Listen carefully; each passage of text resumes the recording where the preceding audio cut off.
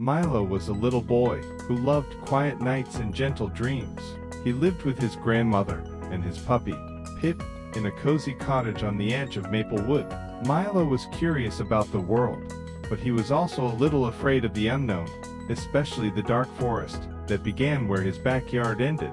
One evening, after cocoa and stories, Grandma handed Milo a surprise. She unrolled a shimmering sheet covered in silvery lines. "This is a moonlit map," she whispered. "It only works at night. It will guide you and Pip on a brave adventure, if you're willing." Milo stared at the map. Pip wagged his tail, always ready for fun. Milo hesitated. "What if we get lost?" he asked softly. Grandma hugged him close. "Every explorer gets lost sometimes, but you'll always find your way, especially with a friend." As night deepened, Milo and Pip crept outside. The map glowed softly in Milo's hands, lighting a winding path into the woods. They followed it, paws and feet side by side. The trees looked tall and mysterious, their leaves whispering secrets to the wind. Milo's heart thumped, but Pip nudged his hand, reminding him he wasn't alone.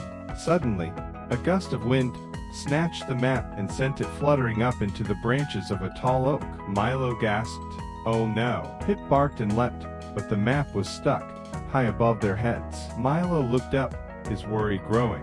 "What do we do now?" he whispered, hugging Pip close. Just then, they heard a rustling. A squirrel popped out from behind the trunk. "Need some help?" it chittered. Milo nodded, hope returning. The squirrel scampered up, shook the branch, and the moonlit map floated gently down.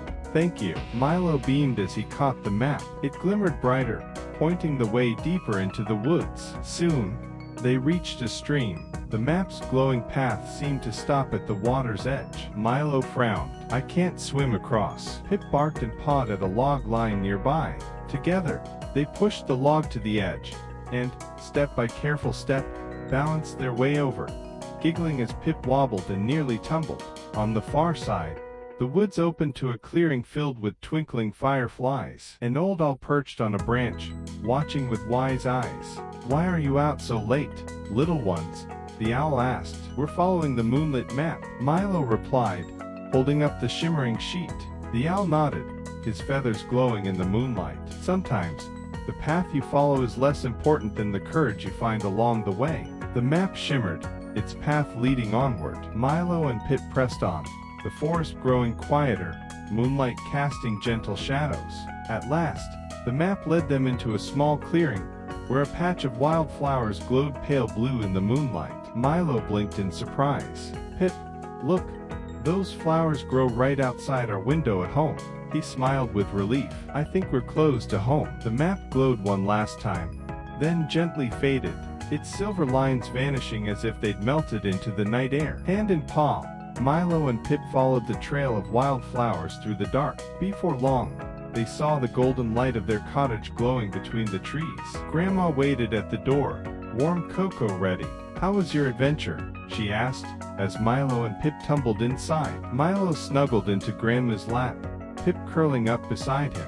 "We were scared sometimes," Milo admitted, "but we helped each other. We made new friends, and I think I'm braver than before." Grandma kissed his forehead. "That's what adventures are for. And the best maps," she whispered, "always lead you home, just a little stronger, and a lot more brave." As Milo drifted off to sleep that night, Pip snuggled close. Moonlight slipped through the window and glowed softly on the faded map beside his bed, promising that every journey, big or small, could end with the warmth of coming home.